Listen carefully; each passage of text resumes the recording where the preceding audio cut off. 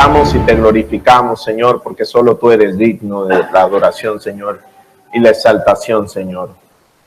Gracias porque tú reinas para siempre, Señor, porque tú vives y vivirás, Señor, porque tu reino es un reino eterno, Señor. Por eso en esta noche te adoramos, te bendecimos, Señor, te glorificamos y deseamos, Señor, que tu palabra en esta noche, Señor, hable a nuestros corazones, Señor. Pero sobre todo, Señor, que tu nombre sea glorificado, Padre. Que podamos, oh Dios, escuchar tu palabra y atender, oh Dios. En esta noche yo te pido que tu palabra salve, oh Dios, al que está perdido. Transforme el corazón que está confundido. Liberte a aquel que está cautivo. Pero sobre todo, Señor, que se haga tu voluntad. En esta noche, oh Dios, toma control de todas las cosas de nuestra vida, Señor, de mi vida. Y que pueda exponer tu palabra, Señor. No soy digno de llevar este privilegio, Señor. Sin embargo, a ti te ha placido la noche de hoy dármelo, Señor. Por eso permíteme, Señor, poder predicar tu palabra con verdad. En el nombre de Jesús. Amén. Libro de Eclesiastés, capítulo 3, versículo 1.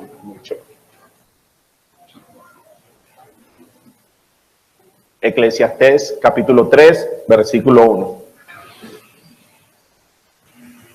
Cuando lo tengan pueden decir amén.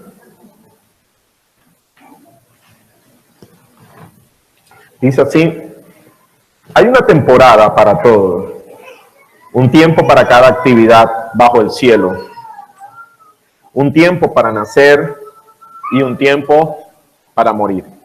El libro de Eclesiastés, cuyo autor es Salomón, es un libro donde el autor escribe la experiencia que ha tenido después de haber disfrutado muchas cosas que este mundo puede dar. Un hombre al cual la Biblia le adjudica mucha sabiduría, un hombre con mucho entendimiento, un hombre que cuando gobernó sobre el pueblo de Israel en sus buenos momentos, fue un hombre muy caracterizado y conocido en el mundo antiguo aún. Salomón fue un hombre usado por Dios en su momento y fue un hombre que escribe con sabiduría este libro, como quien tiene mucha experiencia, como quien ha vivido, como quien ha tenido y experimentado la fama, la popularidad, como quien ha experimentado la riqueza y poder tener dominio sobre muchas naciones, de haber construido establos, de poder tener aún un reino al punto de que la Escritura declara que en medio del reino de Salomón, la prosperidad, o hablando económicamente principalmente, abundaba. Era un momento de abundancia para el pueblo de Israel. Salomón escribe Eclesiastés y nos deja unos ejemplos muy claros que nosotros debemos considerar la noche de hoy.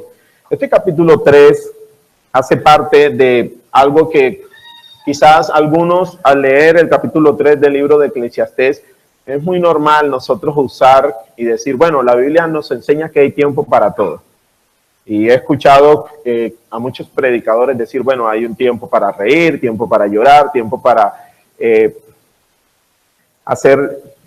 tener un momento de luto, tiempo para acompañar, tiempo para derribar, tiempo para construir. Pero este capítulo como tal no hace referencia simplemente a eso, a que hay un tiempo determinado para cada acción de la vida del ser humano.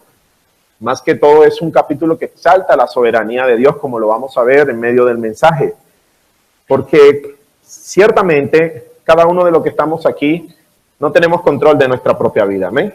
Ninguno de los que estamos aquí podemos controlar la vida misma, no podemos controlar los eventos que puedan ocurrir. Sin embargo, el Señor nos permite vivir algunos de ellos, como lo vamos a ver. Y detrás de todo este escenario de los tiempos que se presenta, es necesario entender que finalmente Dios es soberano y hace como quiere.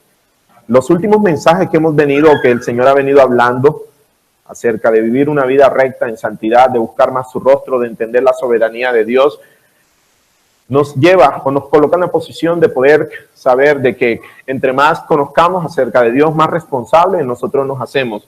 Y eso debería verse reflejado en nuestra manera de relacionarnos con Él y la manera como nosotros nos estamos acercando.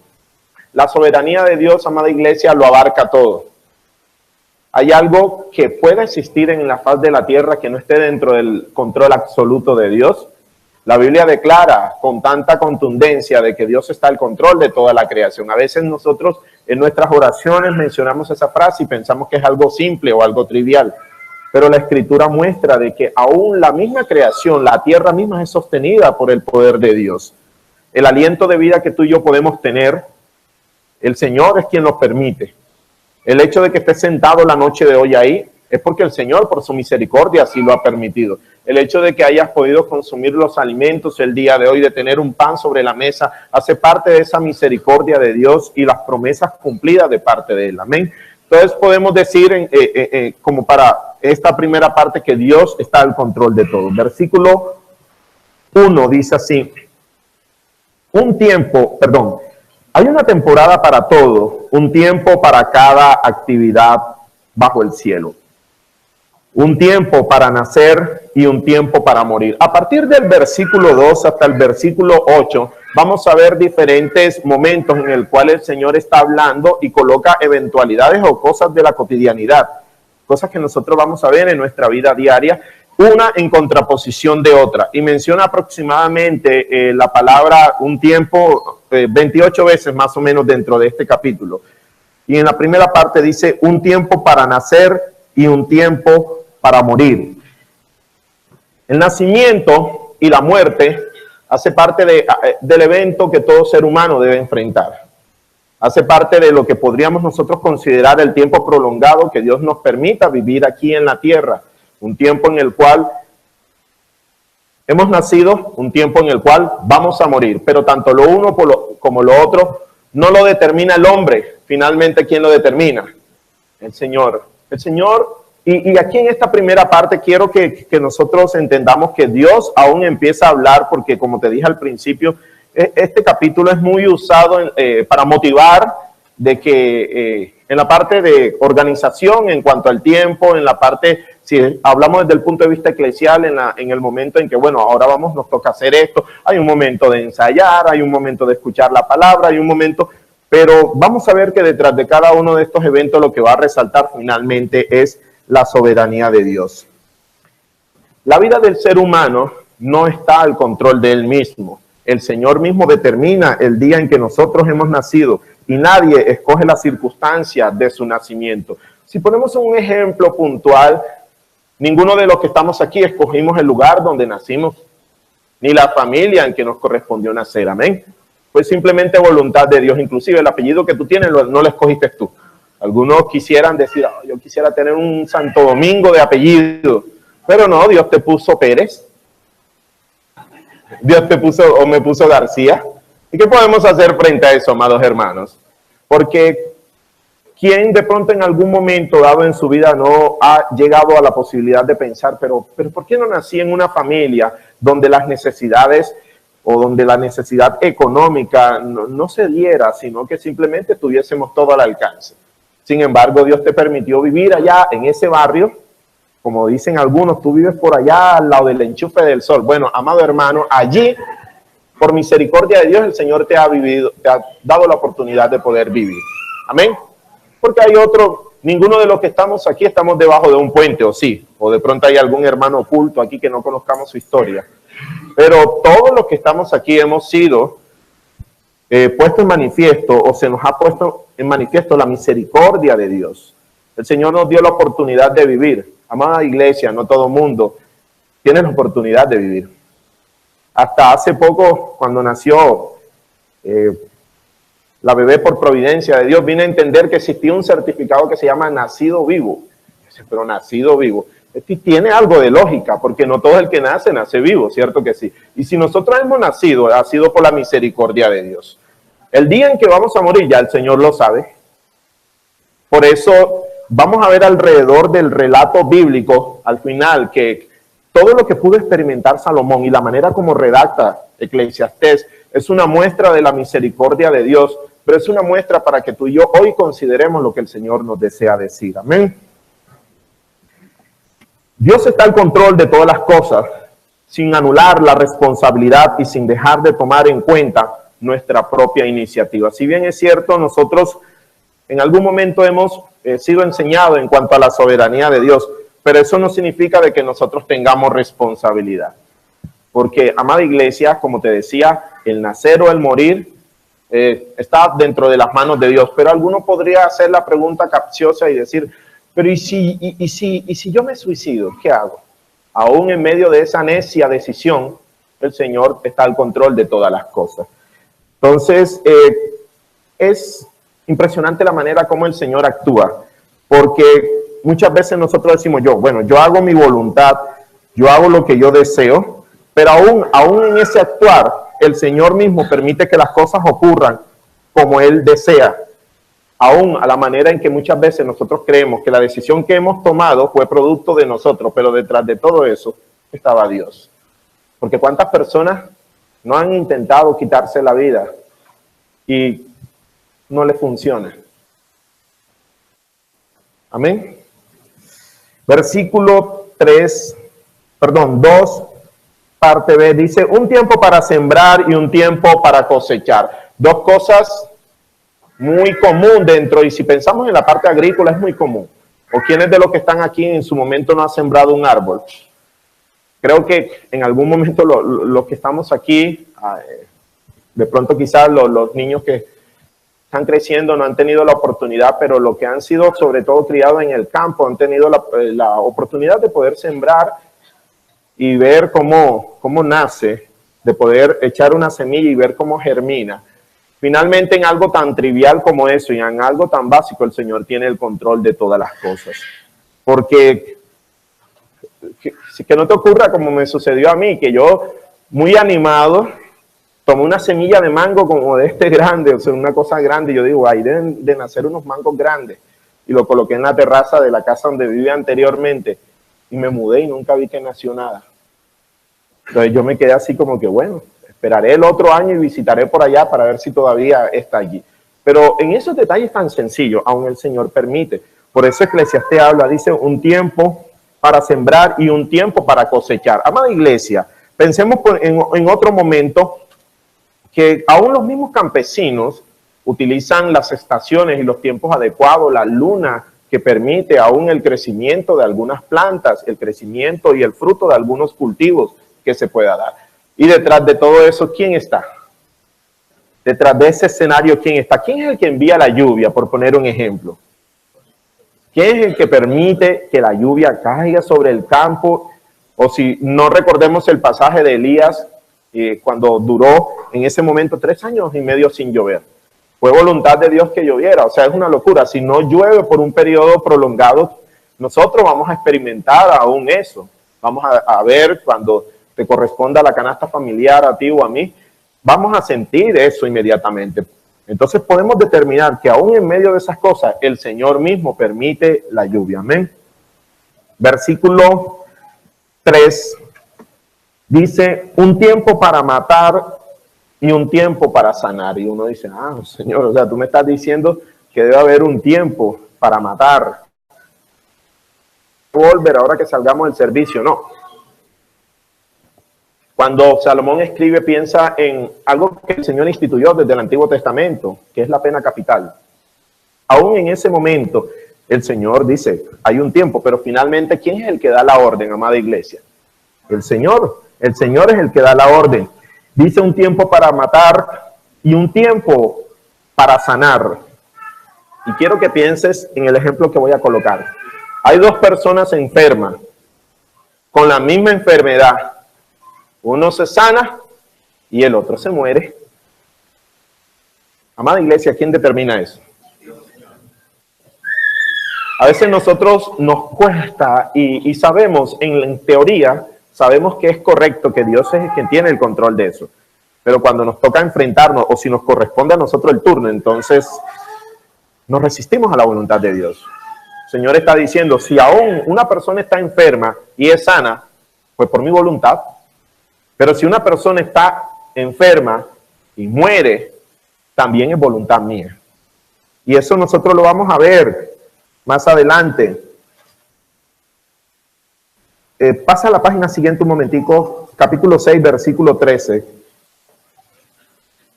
Allí mismo en el libro de Eclesiastés, que dice, acepta el modo en que Dios hace las cosas, porque ¿quién puede enderezar lo torcido? ¿Perdón? 7:13. Dije algo raro. Ok, 7:13, discúlpenme. ¿Qué dice? Acepta el modo en que Dios hace las cosas, porque ¿quién puede enderezar lo que Él torció? O sea, amada iglesia, si el Señor torció algo, ¿quién puede decir algo frente a eso? ¿Quién puede enderezar?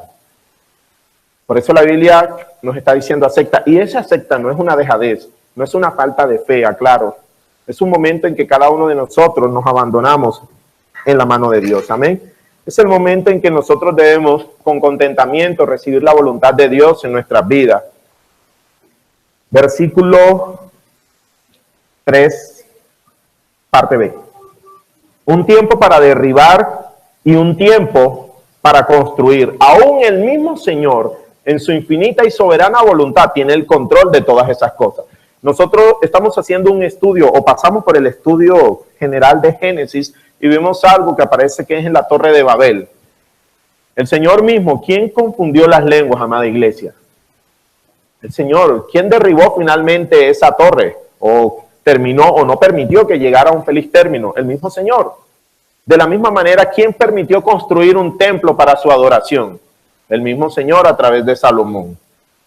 Tanto derriba por un lado, pero construye por el otro lado. El punto es, sea que yo esté en uno o sea que esté en el otro, yo debo reconocer que finalmente es el Señor, amada iglesia. Versículo 4 dice, ¿un tiempo para qué? Para llorar y un tiempo para reír. Cuando yo leía este versículo me venía a la mente un ejemplo que ocurrió en mi familia el día en que nació mi sobrino. En el mismo hospital que nació mi sobrino, muere mi tío, y el mismo día. Y fueron eventos así. Yo recuerdo que toda mi familia estaba un poco consternada. Sin embargo, mi mamá en ese instante le decíamos, la misericordia de Dios es grande, porque aún en el mismo lecho de muerte, por un lado estábamos, mi mamá muy triste, llorando por la pérdida de su hermano, yo también, por supuesto, pero por otro lado estábamos dándole gracias a Dios porque venía alguien a la vida. ¿Quién puede definir eso, amada iglesia? ¿Quién puede en ese momento dar explicaciones? ¿Quién puede entender a Dios como dice su palabra? ¿Quién puede escudriñar la mente y el corazón de Dios? Nadie. Es una pregunta retórica cuya respuesta es obvia. Nadie puede determinar lo que ocurre en medio de nuestras vidas. Sin embargo, muchas veces el Señor obra como Él quiere. Y lo que la noche de hoy Dios desea es que nosotros, una vez más, recordemos y tengamos a bien la manera como el Señor actúa. En medio de la congregación hay hermanos enfermos. En medio de nuestras familias hay personas que están enfermas. Sin embargo, si el Señor los ha mantenido aún con vida, ha sido por la misericordia de Dios. Si aún... es impresionante porque yo te digo algo, amada iglesia. Hasta una persona consumiendo los alimentos, ¿cuántas personas no han muerto consumiendo alimentos? Se ahogan. Hace poco vi algo así como similar de alguien que estaba comiendo y se estaba ahogando y le dimos el golpecito de la bendición porque de verdad se estaba ahogando. Yo decía, Dios mío, Señora, aún en ese aspecto que alguno dice, ¿se lo diste con ganas? No se lo di con ganas. Pero quiero que sepa, amada iglesia, que aún en medio de consumir los alimentos, por eso es bueno tener a bien orarle al Señor, porque tú no sabes si estás comiéndote un patacón y te quedó por allá, o sea, nadie sabe, amada iglesia, o sea, ¿sí me entiende? Aún en esos detalles el Señor tiene misericordia, amén. Un tiempo para llorar, un tiempo para reír, un tiempo para entristecerse y un tiempo para bailar. Dentro de todas y cada una de estas cosas que nosotros estamos leyendo aquí, podemos entender que el Señor, que todo está bajo el control soberano de Dios. Amén. Acompáñame al libro de Lamentaciones, capítulo 3, versículo 37.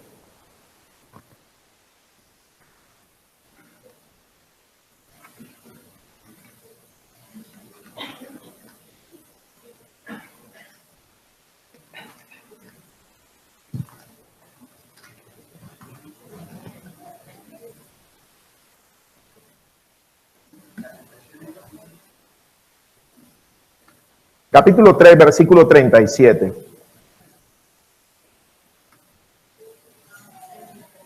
¿Lo tienen? Hay una pregunta que el Señor hace. Dice, ¿quién puede ordenar que algo suceda sin permiso del Señor? Me gusta esa pregunta que hace el Señor allí.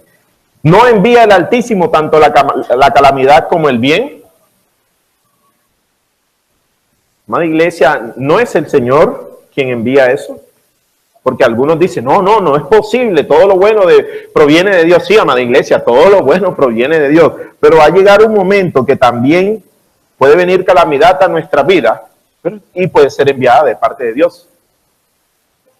Pero la nueva teología o la teología moderna enseña de que no es así. Hay un afán, y quiero que sepas, porque cada vez que hay un afán en tratar de enseñar, tú y yo no debemos ser, no necesitamos añadir ni quitar nada de las escrituras. Dios es perfecto, y cada vez que tú haces es tratar de ayudar a Dios para mostrar el evangelio como algo atractivo. Pero aún en medio de las dificultades, el Señor mismo muestra su mano de poder. La Biblia nos enseña en los evangelios que hubo una persona que nació ciega. Y hubo una pregunta que le hicieron al Señor, Señor, ¿por qué nació ciego? La respuesta de Jesús, ¿cuál fue? Para la gloria de Dios. ¿Qué respuesta? Esa respuesta no llena las expectativas de nadie. Hermano, ¿por qué naciste? Hay un caso de una persona conocido, un cristiano, no digo cristiano, considero que sí, de un personaje que nació sin brazos. Aún eso, que para muchos puede ser algo, qué terrible, una persona, ¿cómo sería su infancia? Y empezamos a recrear la mente y todo lo demás, pero aún, esa persona ha nacido así para la gloria de Dios. Aquí Eclesiastés nos está diciendo que el Señor envía, dice, ¿no envía el Altísimo tanto la calamidad como bien?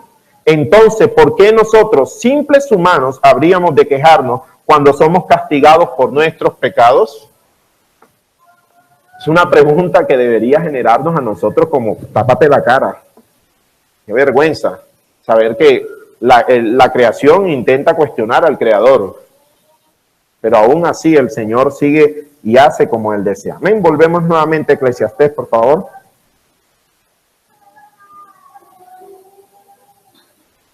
Versículo 5. Dice, un tiempo para esparcir piedras y un tiempo para juntar piedras.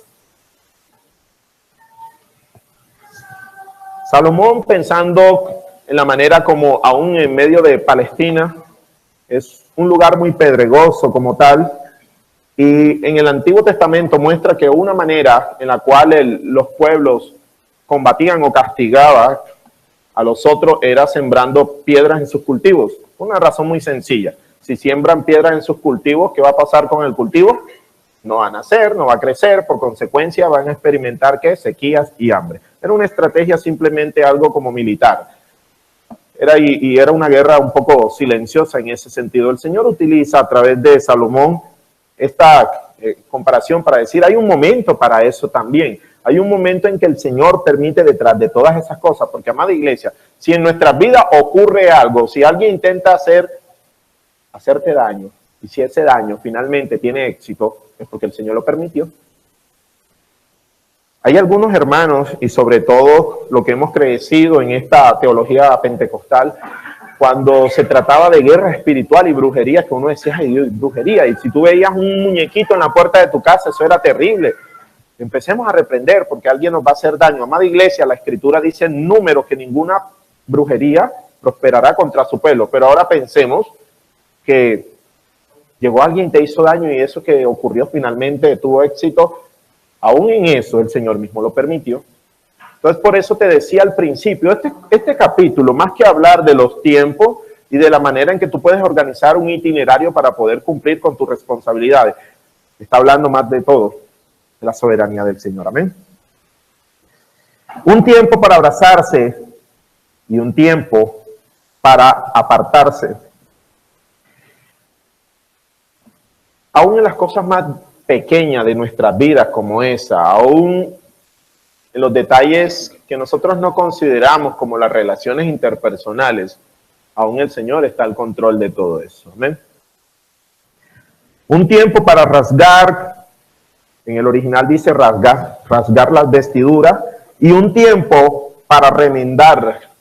Rasgar las vestiduras es un símbolo de una persona cuando está en aflicción. Recordemos, en varias ocasiones, voy a dar un ejemplo que tengo ahorita, cuando Usa mete la mano y muere. Inmediatamente, ¿qué hace David? Señor, se rasga las vestiduras, era una señal como de duelo o algo por el estilo. Aún en esos momentos el Señor está al control de todas las cosas. Es decir, aún en ese tiempo en que una persona puede experimentar el dolor en medio de la aflicción, aún en ese momento el Señor allí está al control de todas las cosas. Amén. Un tiempo para amar y un tiempo para odiar. O sea que el Señor me está diciendo que yo odie. ¿O no es acaso que la Escritura nos enseña que el que aborrece a su hermano es un homicida? Pero resulta, amada iglesia, que si nosotros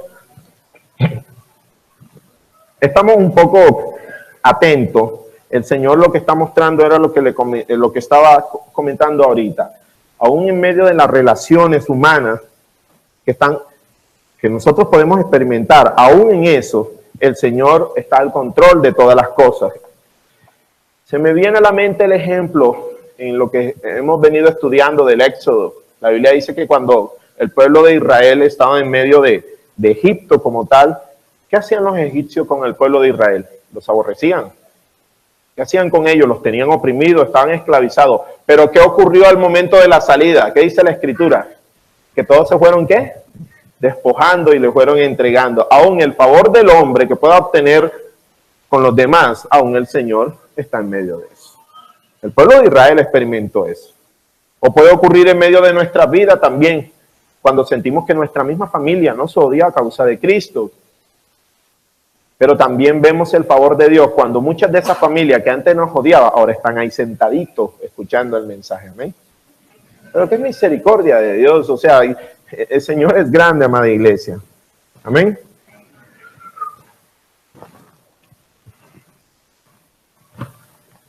Versículo 8, parte B, dice, un tiempo para la guerra y un tiempo para la paz. En ese momento, cuando pueden llegar a aflicción en medio de nuestras vidas, en ese mismo tiempo, cuando podemos experimentar dificultades, aún en medio de eso, el Señor, creo que la noche de hoy, nos podría hacer una pregunta: ¿cómo reaccionamos nosotros ante la realidad que estamos viviendo? Porque algunos vamos a experimentar persecución, quizás. Algunos van a estar en completa paz. Tanto lo uno para la otra son designios de Dios. Aún en medio de eso, nuestro corazón debe estar atento y entender que si algo ocurre en medio de nuestra vida es porque el Señor así lo permite. No lo busques, pero Mateo capítulo 10, versículo 29, el Señor habla y dice que aún ni un pájaro cae a tierra sin que Dios lo sepa. Tremendo, porque cuántas especies de aves no hay, y aún el Señor lo sabe todo. El Señor sabe cuántos cabellos hay en nuestra cabeza, y si no hay cabello, el Señor sabe los tronquitos que tienes ahí, pero también lo sabe. El Señor lo sabe todo, amada iglesia. El Señor sabe, conoce cuántas células hay dentro de nuestro organismo. Eso es tremendo, porque a pesar de que el Señor sabe eso, el Señor tiene control de todas esas cosas. Amén. Dice, versículo 9, y hacia allá vamos, creo que lo que el Señor nos quiere decir en esta noche, es que entendamos nosotros que nuestra vida, nuestra propia vida, depende de un montón, de una cantidad de factores que nosotros no tenemos el control. Eso es algo que tú y yo debemos entender, amada iglesia. Nosotros quisiéramos tener el control absoluto de nuestra vida, pero hay muchas cosas que se nos sale de nuestras manos. Amén. Hay una pregunta, dice, ¿qué es lo que en verdad gana la gente a cambio de tanto trabajo? Hay muchas personas que se desvelan la vida trabajando, haciendo para tratar de obtener y alcanzar y de buscar y de satisfacer y de cubrir necesidades. Sin embargo, la pregunta creo que es importante porque, como te dije al inicio, no es una falta de fe, pero sí es para que nosotros aterricemos, porque muchas veces dejamos de hacer la voluntad del Señor por tratar de ocuparnos en otras cosas que, si bien no son malas, pero que tampoco hace parte de la voluntad de Dios, o más bien que Dios no la decidió que tú la escogieras.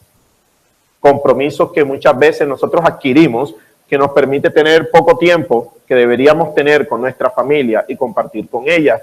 Momentos en los cuales, aún dentro de la parte ministerial, puedes llegarte a ocupar demasiado y ser el todero de la iglesia, y por otro lado dejar de hacer la voluntad de Dios con tu familia, y que es más importante. Y muchas veces nosotros nos afanamos, amada iglesia, y quiero que entiendas, porque este mensaje es un mensaje más que tiene que ver con la práctica que nosotros estamos viviendo y con el día a día de las cosas que nosotros hacemos. Venimos aquí a la congregación, servimos, y qué privilegio es servirle a Dios.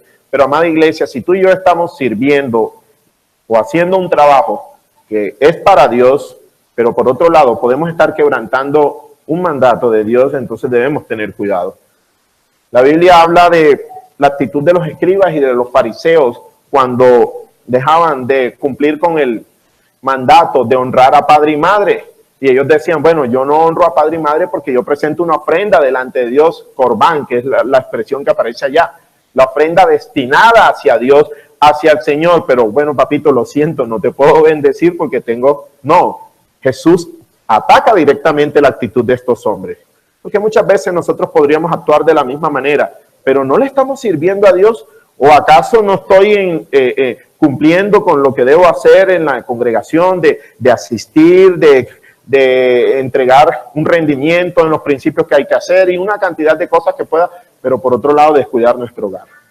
Entonces, tengamos en cuenta lo que el Señor nos está diciendo. ¿Qué es lo que en verdad dice? ¿Qué es lo que en verdad gana la gente a cambio de tanto trabajo? Versículo 10 dice, he visto la carga que Dios puso sobre nuestros hombros. ¿Quién colocó la carga, amada iglesia? Dios. Es el mismo Señor que colocó esa carga. Es decir, el destino de nuestra vida está está en las manos de Dios, porque el Señor mismo es quien colocó eso en nuestra propia vida. Y si tú y yo tenemos responsabilidades, porque el Señor así lo ha permitido. Nunca se ha tratado de lo que el hombre hace. Pero quiero que sepa, amada iglesia, que aún en lo que nosotros llegamos a hacer, ha sido porque hubo alguien que dio la orden anteriormente. Amén. O sea, finalmente terminamos deduciendo que ¿quién es? Es el Señor y no nosotros. Dice, he visto la carga que Dios puso sobre nuestros hombros. Sin embargo, Dios lo hizo todo hermoso para el momento que apropiado. Él sembró la eternidad en el corazón humano, pero aún así el ser humano no puede comprender todo el alcance de lo que Dios ha hecho desde el principio y hasta el fin. Por mucho que nosotros nos intentemos o nos desgastemos en tratar de comprender la voluntad de Dios, que ha sido un tema muy abarcador en medio de la congregación, no vamos a lograr entenderlo todo. Aquí hay un detalle que quiero que tengas en cuenta, porque Salomón escribe este capítulo, pero si leemos el primer capítulo y el segundo capítulo de este libro, tú vas a encontrar a un hombre cuya sabiduría era impresionante, pero un hombre que experimentó todo. Un hombre que experimentó el placer, un hombre que experimentó el conocimiento, un hombre que experimentó la popularidad, un hombre también que experimentó la fama, un hombre que tenía mucha sabiduría, un hombre que experimentó las riquezas, el poder político y económico. Y de todas esas cosas, Salomón dedujo algo, y era que ninguna de esas cosas satisfajo su necesidad. Ninguna de esas cosas llenó el vacío que había en su corazón. Y finalmente terminó entendiendo que, y él al final dice, el fin del discurso es este: teme a Dios y apártate del mal. Y recuerda, en otra parte dice que sobre toda cosa te juzgará Dios. Salomón termina entendiendo que nada de eso aún por intentar buscar los misterios, porque a mí me sorprende, Salomón por allá en el versículo 1, capítulo 18, capítulo 1, versículo 18 dice: cuanta más sabiduría tengo, mayor es mi desconsuelo. Aumentar el conocimiento solo me trae dolor. O sea, Salomón buscaba, era un hombre que trataba de investigar, de buscar, de hacer cosas. Hoy en día, si hablamos, existen personas que son expertas en una disciplina. Por poner un ejemplo, un médico es experto en medicina y se especializa en eso, pero rara vez vas a encontrar un médico que es un matemático, pero que también es un artista, pero que al mismo tiempo también es un estadista, pero que al mismo tiempo también ejerce otra disciplina. Por lo general siempre nosotros o los seres humanos tratan de enfocarse en una disciplina y ser bueno en eso, pero Salomón, la Biblia dice que Salomón tuvo un conocimiento. El segundo libro de los Reyes habla de un hombre que tenía conocimiento, pero también era un hombre que componía, que escribe, y hay otro libro que él escribe en los cuales podemos ver, la escritura nos muestra con claridad de que Salomón era un hombre que poseía demasiado conocimiento en temas generales. Es decir, si podríamos hablar de este tiempo, sería, o de algunos siglos atrás, en la época del Renacimiento, era un hombre que poseía mucho conocimiento, o sea, era un hombre renacentista, por poner un ejemplo, pero aún con todo eso no le sirvió de nada. Nada de lo que este hombre adquirió como sabiduría, como experiencia, le sirvió. El mismo versículo 11 dice: sin embargo, Dios lo hizo todo hermoso para el momento apropiado. Él sembró la eternidad en el corazón humano, pero aún así el ser humano no puede comprender todo el alcance de Dios. Todo el alcance de lo que Dios ha hecho desde el principio hasta el fin. Amada iglesia, si llevamos aún en lo que respecta al Evangelio, ni siquiera nosotros vamos a entender lo que hizo Cristo en la cruz. Y ahí me sumo lo que el pastor varias veces nos ha predicado, que nuestra vida, ni siquiera, ni aún estando en la eternidad, nosotros vamos a comprender todo lo que el Señor hizo. Porque aún en medio de que hay diferentes circunstancias en la vida del hombre, aún en medio de eso, el tiempo de la salvación, Dios ha fijado un tiempo en el cual también va a destruir esta tierra.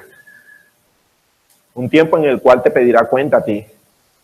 Y ahí es donde cobra importancia este mensaje. Porque si bien es cierto, sabemos que detrás de todo esto está la soberanía de Dios, pero ya Dios sabe quién se va a salvar, pero también sabe quién se va a perder. Y uno dice, pero si Dios sabe quién se va a salvar, pero también quién se va a perder, ¿qué sentido tiene entonces? Ya ha sido una historia escrita. Algo de eso dice la Escritura. Ya nuestra historia está escrita. Pero el punto es que en medio de eso nosotros miremos a ver qué decisión tomamos. Hay algo que yo escuché y lo escribí. Me pareció importante. Ojalá el Señor me dé sabiduría. Dice, tú eres tú y haces lo que tú quieres. ¿Cómo así? Y Dios controla eso. Y hace que las cosas ocurran como Él quiere, haciendo que tú actúes como tú quieras. Me parece un juego de palabras. Voy a leerlo nuevamente. Dice, tú eres tú y haces lo que tú quieres. Y Dios está al control de eso. Y hace que las cosas ocurran como Él quiere, haciendo que tú actúes como tú quieras. O sea, muchas veces nosotros actuamos y tú dices, no, eso fue por mi voluntad, fui yo, pero aún en eso que tú estás actuando, Él permite que eso ocurra, como también permite que no ocurra. Las dos cosas. Y Dios finalmente está al control de eso. ¿Por qué te hablo de esto? Porque respecta mucho con lo que tiene que ver con nuestra salvación. Si tú te pierdes, no le vas a decir, Señor, fue porque ya tú habías determinado que yo me iba a perder, pero amado hermano, ¿y dónde queda tu responsabilidad? ¿Y dónde queda la decisión de seguir al Señor, de conocerle, de aceptarle, de creer en Él? Entonces, como hemos venido aprendiendo, ninguno se va a presentar delante de Dios como víctima. Amén. Dice el versículo 12.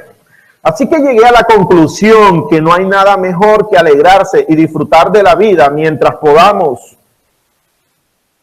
Qué bendición. Miren, llegué a la conclusión de que no hay nada mejor que alegrarse y disfrutar de la vida mientras podamos. A veces nosotros pensamos que el placer o la satisfacción que el ser humano pueda experimentar, todo tiene que ver a lo malo, y no es así.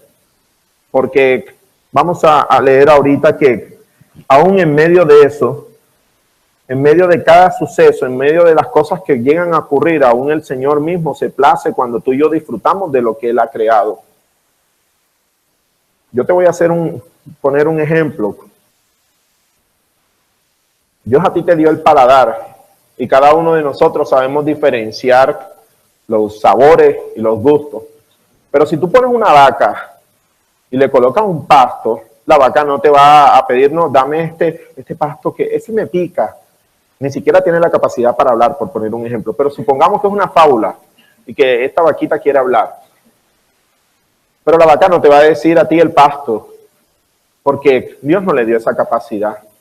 Sin embargo, Dios te dio a ti la capacidad de coger esa vaquita, de matarla y de consumir esa carne. Pero si no te gusta la vaquita y hay una gallinita, y de acuerdo a tu sabor, del sabor que tú puedes experimentar, aún en eso el Señor se place cuando tú y yo disfrutamos de lo que tenemos. No estoy hablando del placer, ahorita me falla la memoria si son los epicureístas o los estoicistas. No estoy hablando de esa escuela filosófica que promovía ese placer, ese libertinaje. No estoy hablando de eso. Estoy hablando de lo que el Señor nos coloca todos los días delante de nosotros para poder disfrutar de eso. Y sin embargo, nosotros muchas veces consideramos que no es así. Pero la Escritura nos está diciendo, así que llegué a la conclusión que no hay nada mejor que alegrarse y disfrutar de la vida mientras podamos. Además, la gente debería comer, beber y aprovechar el fruto de su trabajo porque son regalos de Dios. Son regalos de Dios, amada iglesia. Si a ti te colocan un pernil ahí, lo puedes disfrutar, es un regalo de Dios. Pernil, pero tienes otro alimento, también es un regalo de Dios. Amada iglesia, disfruta de lo que el Señor te ha dado. El Señor tiene el control de todos los tiempos, de todo lo que ocurre, pero es para que nosotros lleguemos al momento de no pretender de que tenemos un Dios que satisface nuestras necesidades porque seguimos siendo el rey nosotros. No. Recuerda que esto nos debe poner a nosotros una posición de humildad, de sencillez, entendiendo que si disfrutamos ha sido por la misericordia de Dios. Porque si pensamos en trabajar y si tú trabajas, ¿quién te da la fuerza? Versículo 14 dice, también sé que todo lo que Dios hace es que definitivo. ¿Tú sabes qué significa eso? Que tú y yo no podemos alterar el orden de lo que Dios ya ha hecho. El día en que el Señor decidió cerrar la puerta del arca, yo siempre cuando leo ese pasaje trato de imaginarme qué pudo pensar Noé cuando escuchó los gritos de la gente y de los niños. ¿Alguna vez lo has hecho? Imagínate la gente gritando, los ancianos. Porque a veces leemos la historia de Noé y decimos, sí, llegó el diluvio y los hundió a todos y todos se ahogaron y después pasó el día y bajaron las aguas y salió Noé. Pero piensa en todo eso. En ese momento en que el Señor decidió, bueno, hasta aquí, en el momento en que el Señor decide hacer cosas en medio de nuestras vidas, no hay nada que pueda revertir la voluntad de Dios. Dice la palabra, también sé que todo lo que Dios hace es definitivo, aunque muchas veces el Señor tiene misericordia. El Señor le dijo a Moisés, mi presencia no irá contigo. Y finalmente el Señor, conocemos la historia, Moisés clama al Señor y el Señor, ok. También sé que todo lo que Dios hace es definitivo. No se le puede agregar ni quitar nada. Eso es una de las cosas que a nosotros más nos incomoda. Porque ¿cómo así? O sea, que yo no tengo derecho a... No, amada iglesia, tú no tienes derecho a. El derecho que nosotros tenemos, o más bien el deber, es obedecer. Amén. Dice, no se le puede agregar ni quitar nada. El propósito de Dios es que el ser humano, ¿qué? Le tema. O sea, todo lo anterior, todas estas cosas, debe producir algo en nuestro corazón. ¿Qué debe ser? Temor. Sí. Si tú le temes, guarda sus mandamientos. El principio de la sabiduría es el temor a Jehová. Esa es la voluntad de Dios, que nosotros le temamos y entendamos que todo lo que ocurre es para que nosotros digamos, Dios es grande, Dios es soberano, Dios hace como quiere, Dios es poderoso, y si me mantiene como me mantiene hoy en día, aún eso debe seguir produciendo temor en nuestros corazones. Amén. Debemos seguir entendiendo lo que Dios hace. Dice, versículo 15, los sucesos del presente ya ocurrieron, ¿dónde? En el pasado. ¿Sabe qué significa esto? Que lo que nosotros estamos viviendo aquí es un ciclo. Lo que nosotros estamos viviendo en nuestra propia vida, las pruebas que podamos experimentar, no es que seamos los primeros. O sea, aquí no van a salir, vamos a salir de la congregación y van a decir, bueno, los pioneros en pruebas es la Iglesia Misión Rescate. No, señor. Porque ya hubo gente que padeció eso. Ahora, si el Señor ha dicho de que nos está mencionando en este texto bíblico, dice que los sucesos del presente ya ocurrieron en el pasado y lo que sucederá en el futuro ya ocurrió ¿cuándo? Antes. Porque Dios hace que las mismas cosas, dice, hace que las mismas cosas se repitan ¿cuándo? Una y otra vez. Qué maravilloso es eso. O sea, si tú quieres, es como cuando alguna persona está enferma y dice, yo no voy a la iglesia porque estoy enfermo.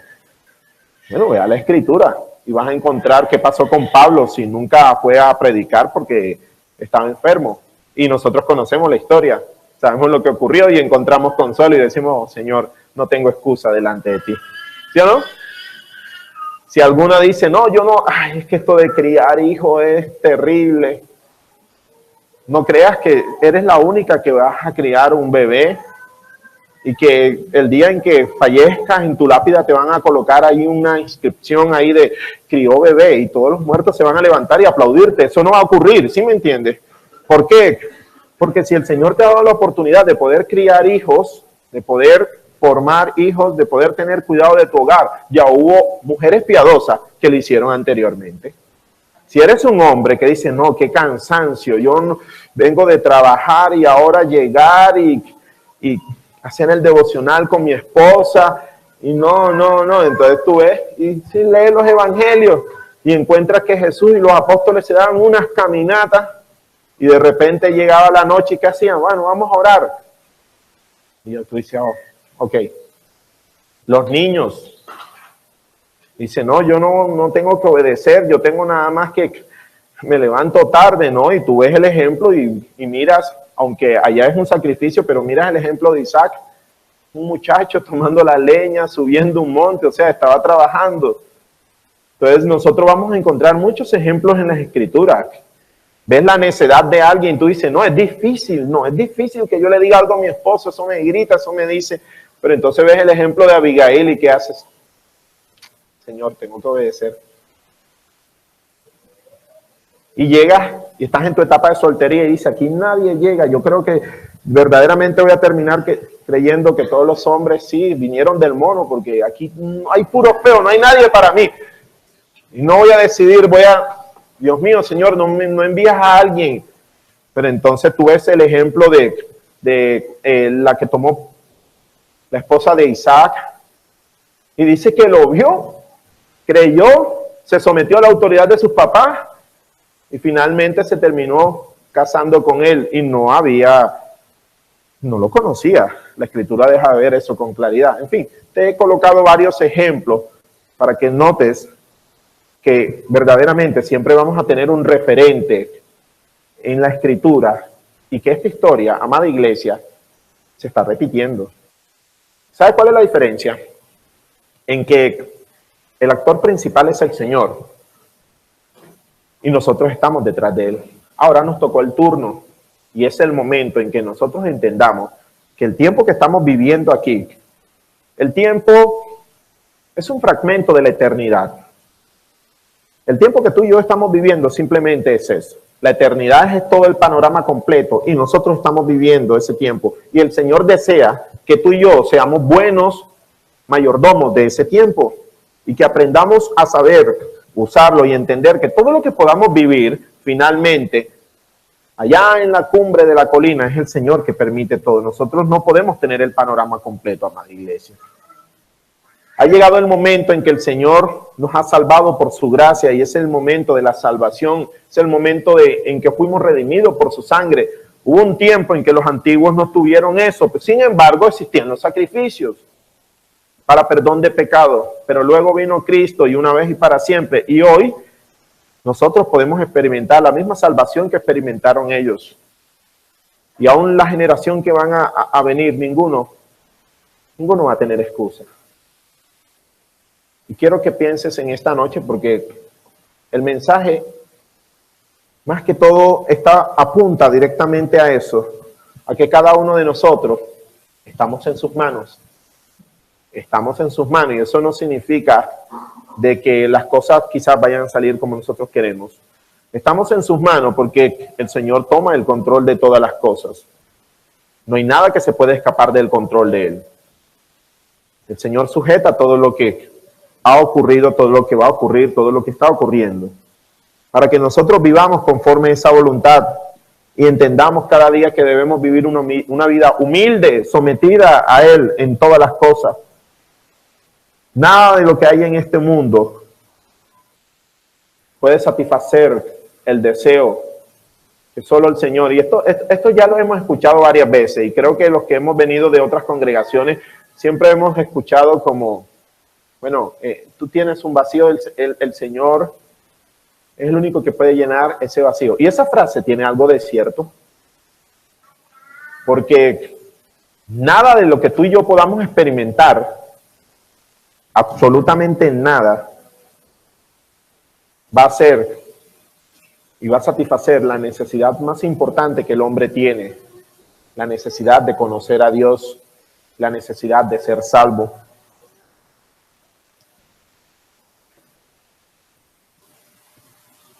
Hay una frase que escuché que vi de C.S. Lewis. Dice, si encuentro en mí mismo un deseo que nada de este mundo pueda satisfacer, la explicación más probable fue que fui hecho para otro mundo. Cada uno de los que estamos aquí sabemos que este mundo no es el lugar donde vamos, o no es el lugar, no nos pertenece.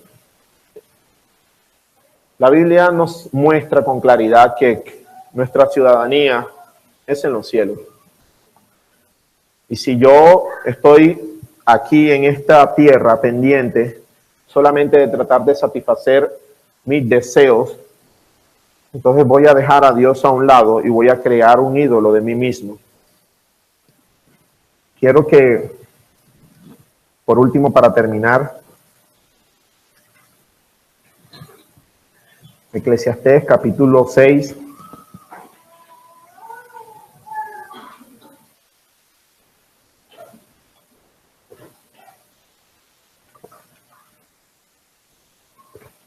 Versículo 9. Dice, disfruta de lo que tienes en lugar de desear lo que no tienes. Soñar con tener cada vez más no tiene sentido. Es como perseguir ¿el qué? El viento. ¿Tú alguna vez has visto una persona que persigue el viento? Y el día en que la vea dice, este está loco. ¿Alguna vez has visto un perrito o un gato tratando de perseguir su propia cola? ¿Ok? El Señor nos está diciendo que debemos disfrutar lo que tenemos nosotros. Si Dios te ha dado una familia, disfruta de ella. ¿Por qué? ¿Por qué la abandonas? Si Dios te ha dado la oportunidad de poder compartir con toda tu familia, disfruta de eso que el Señor te ha dado. Y si tú dices, no, yo voy a compartir todo el tiempo y dejas de hacer la voluntad de Dios, no te congregues. Bueno, revisa, amado hermano. Versículo siguiente dice, ¿todo ha sido qué? decidido. Ya se sabía desde hace tiempo lo que cada persona habría de ser. Así que no sirve de nada discutir con Dios acerca de tu destino. Qué tremendo lo que Salomón dice ahí. No sirve de nada. No sirve de nada. Si el Señor te quiso pobre toda la vida, amada iglesia, bendito sea el Señor. Si el Señor te dio la facilidad de tener, de estar cómodo, bendice al Señor. Si el Señor te dio la oportunidad de concebir hijos, bendito sea el Señor. Si el Señor aún no te ha dado la oportunidad, bendito sea el Señor. Si el Señor te dio la oportunidad de casarte y los que vienen, bendito sea el Señor. Y si tú dices, no, el Señor no me dio la oportunidad de casarme, revisa bien. Sí, porque va a decir, ay, estoy esperando que diga la otra parte. No, porque mira lo que dice la Escritura. ¿Eh? Pensemos en esto, amada iglesia, en que de todo daremos cuenta a Dios. Finalmente Salomón finaliza en el capítulo 12 diciendo algo similar. 12:13 dice, aquí culmina el relato. Mi conclusión final es la siguiente. Teme a Dios y obedece sus mandatos, porque ese es el deber que tenemos todos. Hay una responsabilidad y un deber, ¿cuál es? Este que nos dice aquí. Teme a Dios y obedece sus mandatos. Dice, Dios nos juzgará por cada cosa que hagamos, que hayamos. Dice, por cada cosa que hayamos hecho. Dice, incluso aún aquellas cosas que hagamos en secreto, por esas cosas el Señor nos va a juzgar, sea bueno o sea malo. Aquí termino y es la manera para que meditemos, pensemos por un instante cómo estamos entendiendo lo que el Señor permite en medio de nuestras vidas. No sabemos, Dios está al control de todas las cosas. Y como te dije al principio, ahorita tenemos hermanos enfermos, pero qué tal que las cosas no salgan como nosotros queremos. Nosotros debemos recordar lo que el Señor nos está diciendo la noche de hoy. Debemos recordar que finalmente, si algunos de esta congregación parten, es porque ese fue el plan de Dios. Y si no, ese fue el plan de Dios que estemos aquí. Pero el plan de Dios no es para que nosotros nos achantemos y lleguemos y, bueno, ya sí, aquí estamos todos de nuevo, no. El plan de Dios es para que nosotros temamos a Dios y guardemos sus mandamientos. La manera de temer a Dios es obedecer sus mandatos. Entonces, el mensaje en esta noche es ese. Estamos en las manos de Dios. Y si estamos en las manos de Dios, nada escapa del control de Dios. Absolutamente nada, amada iglesia. Aún en el día final, los que serán condenados tampoco escaparán del juicio de Dios.